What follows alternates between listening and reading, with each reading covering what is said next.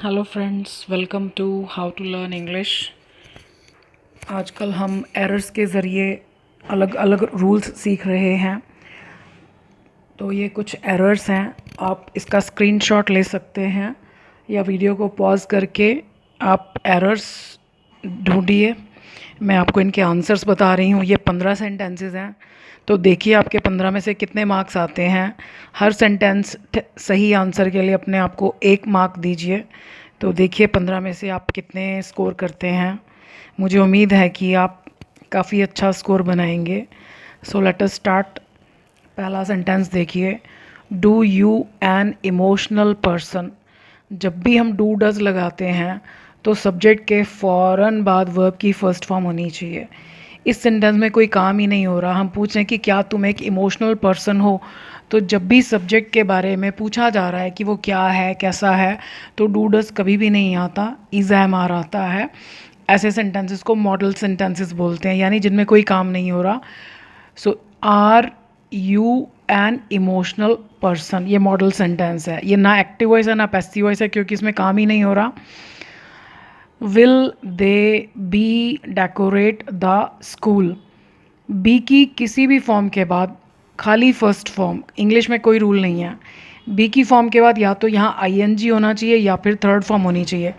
अगर हम third form लगाएंगे तो ये पैसिव वॉइस हो जाएगा। बी के बाद जब भी थर्ड फॉर्म आता है तो पैसिव वॉइस हो जाता है। पैसिव का मतलब होता है कि जो कुछ हुआ, जो कुछ होगा इसके साथ होगा, ये कुछ नहीं कर रहा। लेकिन इस सेंटेंस में तो दे ही कर रहा है, जो कुछ कर रहा है।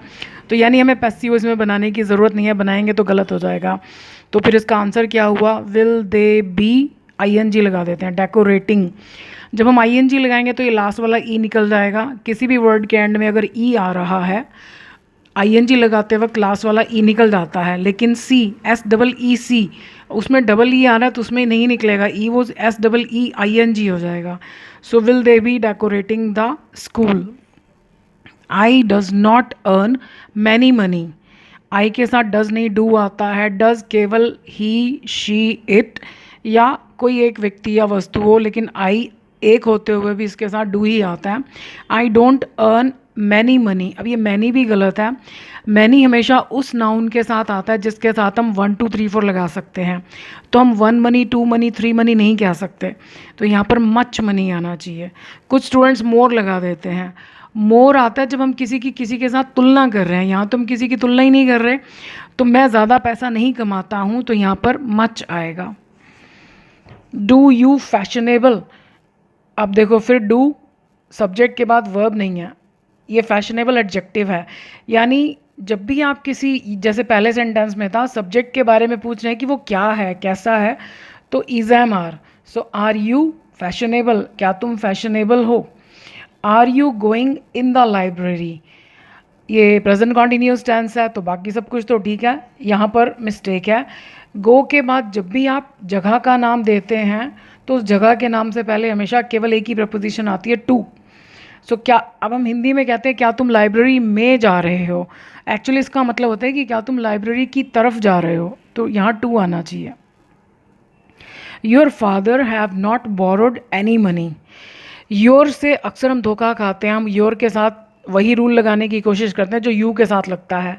मैंने आपको पिछली क्लास में भी बताया था कि योर को नहीं देखना, योर के बाद जो नाउन है, यानी जिस व्यक्ति या वस्तु की बात हो रही है, उसको देखना है कि वो सिंगुलर है या प्लूरल है। तो फादर इज सिंगुलर, सो एक आदमी के लिए हैज़ आता है, लेकिन आई के साथ हैव आता है, ये याद रखिएगा। Your father has not borrowed any money, present perfect, तुम्हारे फादर ने कोई पैसा उधार नहीं लिया है। Do the servant take many leaves, simple present tense की, क्या नौकर बहुत सारी छुट्टियां लेता है। जब भी कोई सेंटेंस सिंपल प्रेजेंट टेंस में होता है तो उसमें दो ही जगह पर मिस्टेक होने के चांसेस हैं, या तो यहाँ एस और एस की गड़बड़ है या फिर यहाँ वर्ब के साथ गड़बड़ है। अब सर्वेंट एक ही है तो यहाँ डज आना चाहिए। डज द सर्वेंट टेक, यहाँ टेक ही रहेगा क्योंकि एक ही जगह पर एस और यस लगेगा। हाँ, जब हम इसका आंसर देंगे, या जैसे यस में आंसर देना तो हम कहेंगे yes the servant takes many leaves. Do you jealous. अब आप इसमें देखो, ये फिर ऐसी, मैं आपको एक ही पेपर में 2 3 बार सेम तरह की मिस्टेक इसलिए दे रही हूँ ताकि आपको अच्छी तरह से क्लियर हो जाए। तो जेलस एडजेक्टिव है, तो सब्जेक्ट के बाद अगर एडजेक्टिव आ रहा है, वर्ब है ही नहीं, तो डू डज कभी भी नहीं आता। आर यू जेलस, क्या तुम ईर्ष्यालु हो, यानी ईर्ष्या करने वाले हो। I have make a new plan, have के बाद हमेशा थर्ड फॉर्म आती है। I have made a new plan. She loves with her family, आप किसी से प्यार करें नफरत करें बीच में कोई नहीं होना चाहिए। शी लव्स विद नहीं आएगा, हर फैमिली, लव्स की जगह हेट्स भी हो तो भी विद नहीं आएगा। तो याद रखें, जब कोई किसी से प्यार करे नफरत करे बीच में कोई नहीं होना चाहिए। Are they make fun of you, ये ईज़ा मार के साथ आईएनजी आता है, तो क्या वे मेकिंग होना चाहिए, आई निकल जाएगा। Are they making fun of you, क्या वे तुम्हारा मजाक उड़ा रहे हैं। Will she marry with Naresh, simple future tense, will shall और फर्स्ट फॉर्म, यहाँ तक कोई मिस्टेक नहीं है। शादी करनी है, किसके साथ करनी है, विद नहीं आता, कोई प्रपोजिशन नहीं। Will she marry Naresh. अब हम हिंदी में कहते हैं कि क्या वह नरेश के साथ शादी करेगी, लेकिन विद नहीं आएगा। Any message have not come today, ये हम पहले भी सीख चुके हैं कि एनी और नॉट स्टार्टिंग में है तो दोनों गलत हैं, दोनों को ही निकाल दीजिए, यहाँ कर दीजिए नो, नो मैसेज। तो जब एक भी नहीं है तो फिर हैव भी नहीं आएगा, हैज़। नो मैसेज हैज़, इसकी हमें ज़रूरत नहीं क्योंकि हम ऑलरेडी नो लगा चुके। So no message has come today. Have he been showing the magic tricks since 2 hours, क्या वो 2 घंटे से मैजिक ट्रिक्स दिखा रहा है। ये परफेक्ट कॉन्टिन्यूस टेंस है, पहली गलती ही के साथ हैव नहीं आता, हैज़ आता है। So has he been showing the magic tricks, दूसरी गलती सिंस नहीं आएगा। सिंस हमेशा तब आता है जब आप समय का नाम बताते हैं, जैसे 8 बजे, 9 बजे, जनवरी, मंडे, तो यहाँ पर नाम नहीं, सिर्फ संख्या बताई जा रही है घंटों की, तो संख्या के लिए फॉर आता है। और इस टेंस में टाइम के साथ फ्रॉम कभी नहीं आता, या तो सिंस आएगा या फॉर आएगा।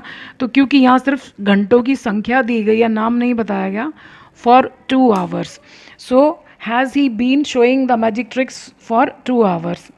Does your mother a working women, क्या तुम्हारी माता जी एक नौकरी पेशा वुमेन है, कामकाजी महिला है। तो सब्जेक्ट के बारे में पूछा जा रहा है कि वो क्या है, तो डू डज का कोई काम नहीं। Mother, is your mother a working women.